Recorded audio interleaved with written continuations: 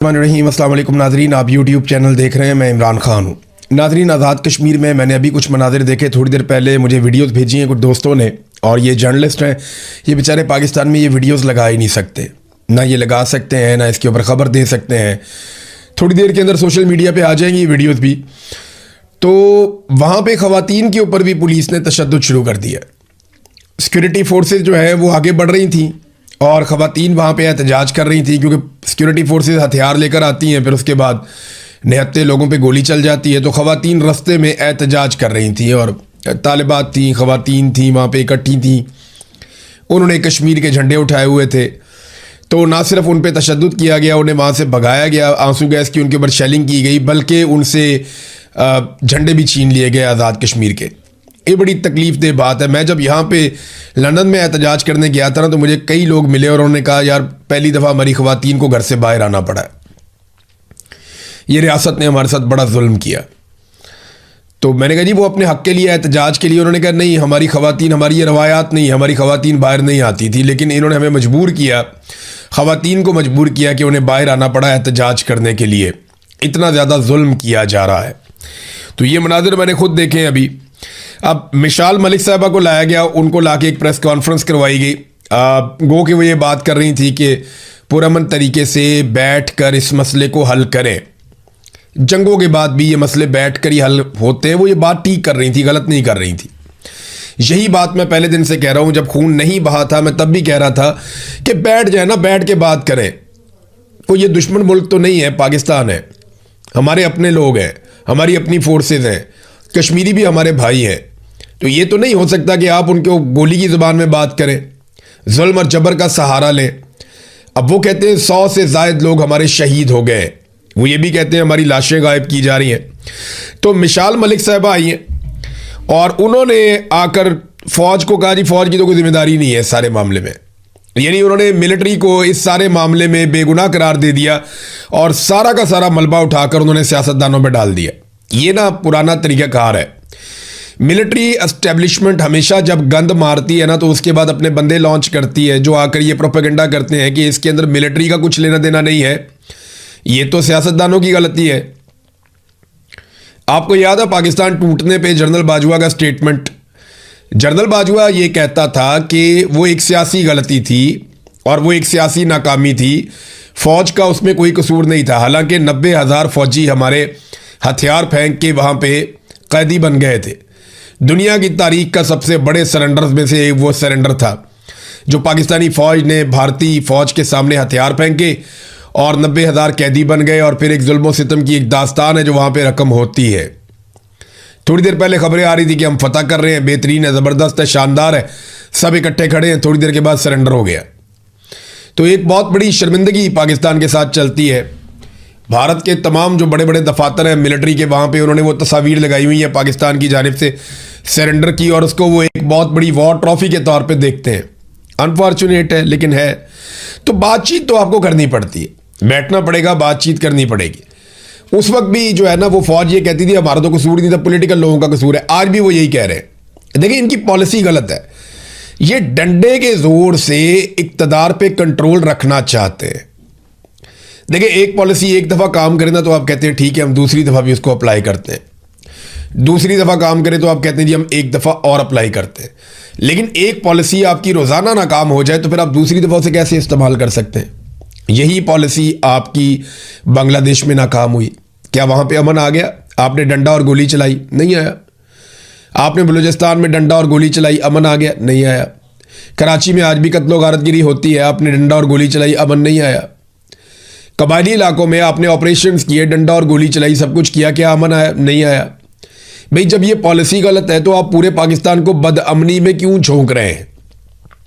तरीकाकार तो ये होना चाहिए कि आप पॉलिटिकल लोगों को मौका दें, पॉलिटिकल इंतजामिया बातचीत के जरिए से रास्ते निकाले, जहाँ पे ताकत का इस्तेमाल करना है वहाँ पे कानूनी ताकत का इस्तेमाल किया जाए, अदालतों को इसके अंदर शामिल किया जाए। ये क्या बात हुई कि आपने बंदूक उठाई और 50-40 बंदे मार दिए, और बंदे मारने के बाद आप सीने पे हाथ मार के कहते हैं जी फ़र्क ही कोई नहीं पड़ता। वो अभी फील्ड मार्शल आसिम मुनीर साहब की एक वीडियो वायरल हो रही है जिसमें वो तलबा के बेचारे सवाल ही नहीं कर सकते, उन्हें सवाल करने की इजाज़त ही नहीं मिलती। वीडियो वायरल हो रही है जिसमें आर्मी चीफ फितना कुचलने की कुरानी आयत का हवाला दे रहे हैं कि इन्हें कत्ल कर दो, इनके हाथ पांव मुखालिफ सिमत से काट दो, और अगर ये तायब हो जाएं तो फिर इनकी माफ़ी है। देखिए, मैं एक चीज़ कहना चाहता हूँ, कुरान मजीद को ना अपने मुजालिम को जवाब देने के लिए आप कुरान मजीद की आयत का सहारा ना लें। ये ज़्यादती है, ये गलत बात है। यही आयत मुझे भी सुनाई गई थी जब तशद्दुद कर रहे थे ISI के लोग मेरे ऊपर। यही आयत जब मैं सुन रहा था तब तशद्दुद हो रहा था, और यह मकबूल जान साहब के ऊपर उनको भी सुनाई जा रही थी कि तुम्हारे हाथ मुखालिफ सिमत से काट दिए जाएं, पाँव मुखालिफ सिमत से काट दिए जाएं, और फिर तुम्हारा फितना है उसको हम कुचल देंगे। इस तरह उनको भी आयत सुनाई जा रही थी। तो क्या कुरान पाक सारा का सारा सियासी मुखालिफिन पे नाजिल हुआ है? जो आसिम मुनीर साहब को पॉलिटिकली उनकी मुखालफत करेगा, कुरान पाक क्या उसके ऊपर नाजिल हुआ है? मेरे चंद सवालात हैं इसमें। एक तो ये कि क्या आप कुरानी और इस्लामी तालीमात पे अमल कर रहे हैं जो आप ये कहते हैं? क्या इस सूदी निज़ाम के साथ आप खुद को अमीरुल मोमिनीन समझना शुरू हो गए? मुल्क में सूदी निज़ाम लगा हुआ है। जालिम हुक्मरान के सामने कलमा हक कहना क्या होता है? वो अफजल जहाद होता है। और कुरान मजीद की रोह से इलेक्शन चोरी करना, चादर और चार दीवारी का तकद्दुस पामाल करना, इंसानों को जबरी तौर पे गुमशुदा करना, चोरों डाकुओं और लुटेरों का सहूलतकार बनना, ख़वातीन की तजलील करना, बच्चों पर तशद्दुद करना, अपने हलफ की खिलाफ वर्जी करना, गैर इस्लामी आलमी ताकतों की खुशामद करना, नाइंसाफ़ी का बाजार गर्म करना, जाली हुक्मरान बनाना, सूदी निज़ाम चलाना, मुसलमान भाइयों पर गोलियां बरसाना, इंसानी हकूक़ की धज्जियां उड़ाना, खुद से इस्तिस्ना ले लेना, क्या ये सारी चीज़ें कुरान मजीद की रौं से जायज़ हैं? ये जो आपने किया वो सारा जायज़ है। पाकिस्तानी सिर्फ अपने हकूक़ मांग लें तो वो फितना हो जाते हैं। आप उन्हें कत्ल करेंगे, उन्हें मारेंगे, उनके हाथ और पाँव मुखालिफ सिमत से काट देंगे, और बच्चों को बिठा के आप ये कुरानी आयत सुना रहे हैं। भी बच्चों को ये बताना है कि बच्चों झूठ नहीं बोलते, बच्चों करप्शन नहीं करते, बच्चों अपनी ज़िंदगी ईमानदारी के साथ गुजारते हैं, बच्चों गलत को गलत कहना सीखो, बच्चों सही के साथ खड़े होना सीखो, शिरक नहीं करते, अपने रब के अहकामात पे अमल करते हैं। आपने अगर बच्चों को बताना तो आप ये बातें बताएं कि जुल्म का साथ नहीं देते, मजलूम के साथ खड़े होते हैं, लेकिन वो बातें नहीं करेंगे। बच्चों को बताएंगे जी एक तरफ से हाथ काट देंगे, एक तरफ से पाँव काट देंगे। तो आप कुरान मजीद को भी इस्तेमाल कर रहे हैं। अगर पाकिस्तान, ये सिर्फ आपने नहीं पढ़ा हुआ कुरान मजीद फील्ड मार्शल साहब, ये पूरे पाकिस्तानियों ने पढ़ा हुआ है। पाकिस्तानियों ने अगर कुरान मजीद की आयत का हवाला देना शुरू कर दिया ना, तो यहां पे लोगों को मुंह छुपाने का मौका भी नहीं मिलेगा, जगह भी नहीं मिलेगी। कुरान मजीद में इतनी क्लैरिटी है जुल्म को और जालिमों को लेकर।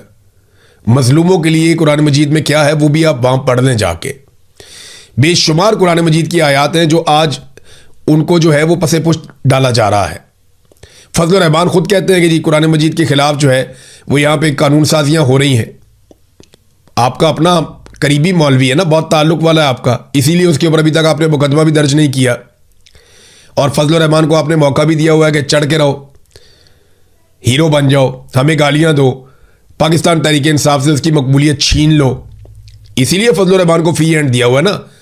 उसके ऊपर तो तमाम तर बयानात देने के बावजूद एक मुकदमा आपने दर्ज नहीं किया, जबकि इमरान खान की बहनों पे मुकदमात दर्ज कर रहे हैं। ज़रा आगे वापस वो पहले वाली बात के ऊपर भी वापस मैं इमरान खान साहब की बहनों वाले मामले पे आऊँगा। अब ये नाजरीन मिसाल मलिक आई हैं, वो ये कहती हैं कि जनाब ये फ़ौज का कसूर नहीं है, ये कसूर जो है वो सियासतदानों का है, सियासतदान जिम्मेदार हैं जो कुछ भी हुआ है, ये मिसाल मलिक साहबा कह रही हैं।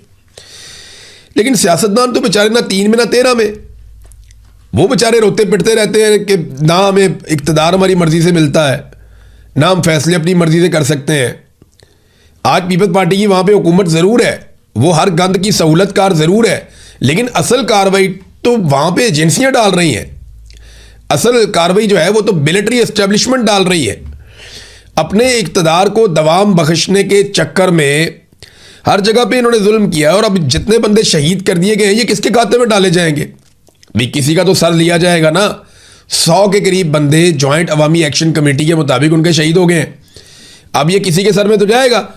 और देखें मजाक कैसे उड़ाते हैं। अबसार आलम को देखें, अच्छा खासा सीनियर जर्नलिस्ट था, बाद में ये सरकारी मुलाजिम बन गया, फिर ऐलान किया कि मैं कभी भी दोबारा सहाफ़ी नहीं बनूंगा।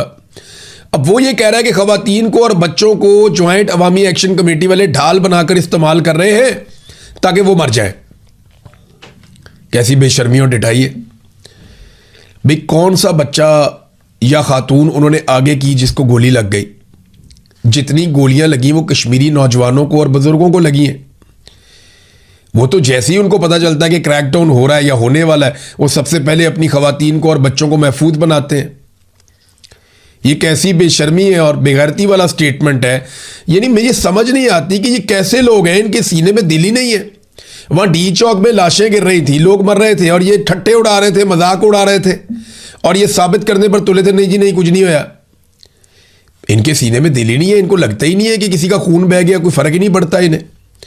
उधर कश्मीरी जाने कुर्बान कर रहे हैं, 100 से ज्यादा लोग उनके बकौल उनके शहीद हो गए हैं। तकरीबन 80 लोगों के नाम तो मौजूद हैं जो शहीद हो गए। लाशें गायब की जा रही हैं सरकार की जानिब से और ये उस वक्त उनको ताने दे रहे हैं कि तुम औरतों और बच्चों के पीछे छुपे हुए हो। एक औरत को भी और एक बच्चे को भी उन्होंने ऐसे वो गोलियों के सामने नहीं किया। उन्होंने सारे मनाजिर सबके सामने है, सब कुछ सब लोग देख रहे हैं और हर चीज को वहां पे फिल्माया जा रहा है। इंटरनेट की बंदिश की वजह से चीजें सामने नहीं आती, लेकिन चीजें सामने आएंगी। अब इमरान खान साहब की बहनों अलीमा खानम और उस्मा खानम को इश्तिहारी करार दे दिया गया। वजह यह है कि वो जहां जाती हैं लोग बहुत बड़ी तादाद में निकलते हैं। अभी वो बाजोड़ में गई हैं और ऐसा लगता था जैसे बाजोड़ की तारीख का एक तारीखी नौयत का एक बहुत बड़ा इस्तकबाल हुआ है। अब ये लोग अगर इस तरह इकट्ठे हो रहे हैं जैसे अलीमा खानम कर रही हैं, अब जहां जहां वो जाती हैं बहुत बड़े हुजूम निकलते हैं। अगर यही लोग अपने अपने एमपीएज और एमएनएज के साथ चल पड़े और एक बड़े हुजूम की शक्ल इख्तियार करें तो 4-5 लाख लोग अगर चल पड़े इस्लामाबाद की तरफ, ये सवाल ही पैदा नहीं होता कि कभी अपने पैरों पे हुकूमत खड़ी रह पाए। देखें ये गोली कब चलाते हैं, ये मारते कब हैं। जब ये हेलीकॉप्टर पे जाके ऊपर से देखते हैं कि नीचे 25,000 30,000 50,000 बंदा है तो ये कहते हैं ठीक है हम मैनेज कर लेंगे। लेकिन जिस दिन इन्होंने हेलीकॉप्टर से देखा कि नीचे 2 लाख बंदा है या 4 लाख बंदा है, उस दिन इनकी हवा निकल जाएगी, फिर ये नहीं लड़ पाएंगे। ये लाशें गिराते हैं सिर्फ इसलिए कि इनको इस बात का अंदाजा है कि लोग मुंतशिर हो जाएंगे। आज कश्मीर में इनके गले में पड़ गई है। इनको मुसीबत इस बात की है कि कश्मीरी मुंतशिर नहीं हो रहा है। जब वो लाशें गिराते हैं वो लाशें उठा के दफना लेते हैं और उसके बाद दोबारा से अपने एहतजाज पे आ जाते हैं। अब जो लोग मुंतशिर नहीं हो रहे, वापस नहीं जा रहे, भाग नहीं रहे, छुप नहीं रहे और मरने के लिए तैयार हैं, तो फिर आपके पास 2 ही ऑप्शन होते हैं, या तो आप उनकी बात माने या फिर आप उनको मारते चले जाएं। तो अभी तक तो इन्होंने जो ऑप्शन लिया हुआ है वो यही है कि ये उनको मारते ही चले जा रहे हैं, मारते ही चले जा रहे हैं। नाज़रीन, अंसार अब्बासी ने भी एतराफ़ कर लिया है बिलाखिर। अंसार अब्बासी ने कहा कि मैंडेट तो दोनों का ही जाली है। फॉर्म 47 के ऊपर PMLN को दिया गया, बिल्कुल ठीक बात है, लेकिन जो मैंडेट है वो पीपल्स पार्टी का भी जाली है। उनका सदर भी इसी मैंडेट के साथ ही बना है। साथ ही उन्होंने तहरीक इंसाफ के लोगों को गालम गलोच वाला कहते हुए कहा कि जनाब वो RTS वाला इलेक्शन था 2018 का। अपने आप को ये तहकीकाती सहाफ़ी कहते हैं, ज़रा थोड़ी तहकीकात करें और हमें बताएं कि RTS बैठने से पहले किस जमात की सीटें ज़्यादा थीं और RTS बैठने के बाद किस जमात की सीटें बढ़ गई थी। सिर्फ ये पता कर लें। देखिए ना, RTS अगर इमरान खान के फ़ायदे के लिए बैठाया था तो इमरान खान की सीटें बढ़ जानी चाहिए थी RTS बंद होने के बाद, लेकिन उसकी सीटें RTS बंद होने के बाद कम हो गई। फिर ये चेक कर लें, ज़्यादा पटिशन्स PMLN ने और पीपल्स पार्टी ने डाली थी धांधली के खिलाफ, या ज़्यादा पटिशन्स पाकिस्तान तहरीक इंसाफ ने डाली थी धांधली के खिलाफ 2018 के इलेक्शन में। अपने आप को तहकीकाती सहाफ़ी कहते हैं और एक पॉलिटिकल पार्टी के वर्कर बने हुए हैं और कुछ भी नहीं है। अभी बिलावल ने नूरा कुश्ती की है PMLN के साथ, तो नूरा कुश्ती भी इनसे बर्दाश्त नहीं हुई और ये नवाज शरीफ के हक में, नवाज शरीफ की सपोर्ट में निकल के बाहर आ गए। मेरी समझ से बाहर है। इतनी इनकी उम्रें हो गई हैं, इतना अरसा इनको सहाफ़त करते हुए हो गया, ये सही को सही और गलत को गलत नहीं कह पाते। और जो पॉलिसी, असल में जो बातें हैं ना, जो चीज़ें हैं जिन पे बात करनी चाहिए, वो जबरी गुमशुदगियाँ हैं पाकिस्तान में, वो जुल्म और बर्बरियत, इंसानी हकूक़ की पामालियाँ हैं जो पाकिस्तान में हो रही हैं। ये आमना मसूद जंजुआ साहिबा कितने सालों से एहतजाज कर रही हैं, कितने सालों से एहतजाज कर रही हैं।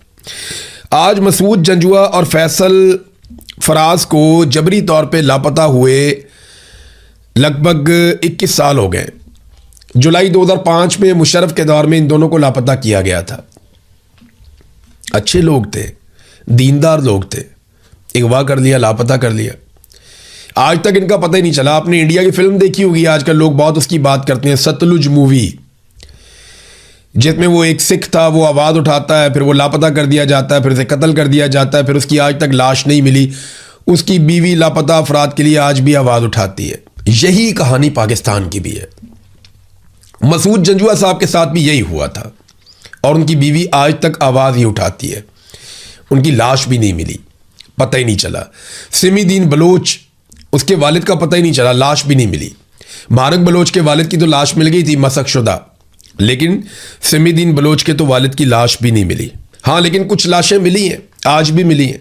बलूचिस्तान में जिन मजदूरों को अगवा किया गया था, जिनका ताल्लुक पंजाब और खैबर पख्तूनख्वा से था, ये तो बेगुनाह लोग हैं ना बेचारे, अपना काम करने गए हुए हैं और इस भरोसे पर गए हुए हैं कि रियासत उनका तहफ़्फ़ुज़ करेगी। उन्हें भी कत्ल कर दिया गया।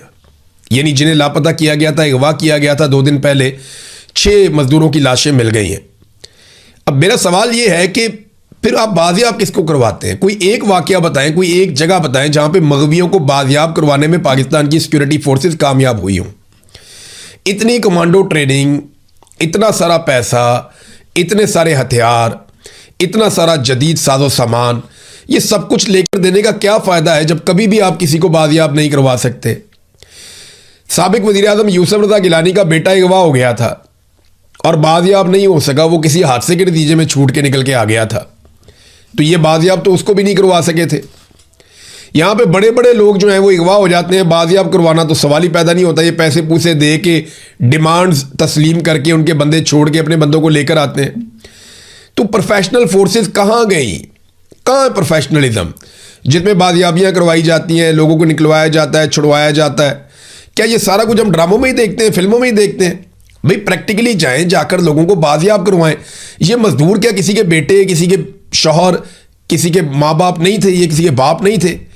ये बेचारे वहाँ पकड़े गए, इनके बच्चे नहीं थे, इनकी जानें कीमती नहीं थी, इन्हें बाजियाब करवाने के लिए कोई गया ही नहीं और ये मजदूर शहीद हो गए और इनकी अब लाशें बरामद हो गई हैं। नाज़रीन, इस वक्त पाकिस्तान में जितने भी आदाद शुमार हैं वो सारे के सारे तबाही की दास्तान सुना रहे हैं, मगर हुकूमत और एस्टेब्लिशमेंट मीडिया पर लगातार दबाव डाल रही है और भी एक ताज़ा दबाव डाला गया कि आप मुस्बत रिपोर्टिंग करें।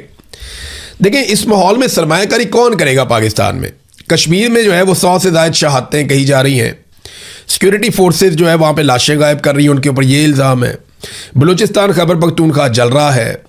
सिंध और पंजाब की बैड गवर्नेंस के खौफनाक मसाइल हैं, जाली हुकूमतें हैं, आदम बर्दाश्त बढ़ गई है, सियासी अदम इस्तेहकाम है, CCD जैसे घिनौने इक़दाम लिए जा रहे हैं, गैर मुल्की ख़वातीन का पाकिस्तान में रेप हो जाता है। ऐसे माहौल में कौन आएगा और आकर पाकिस्तान में सरमायाकारी करेगा? ये सवाल सिर्फ हमारे हुक्मरान अपने आप से पूछ लें। ये सारा कुछ ठीक हो सकता है, सिर्फ मिलिट्री एस्टेब्लिशमेंट पीछे हट जाए और पाकिस्तान को अवामी मुंतखब नुमाइंदों के हवाले कर दे। फिर आप देखिएगा चीज़ें कितनी रफ्तार से ठीक होती हैं। आपने 70 साल में, 75 साल में जो चीज़ें बर्बाद की हैं ना, इंशाअल्लाह 15 से 20 साल में पाकिस्तानी इसको बिल्कुल ठीक कर देंगे। लेकिन 15 से 20 साल तक आप अपनी हुदूद के अंदर रहेंगे।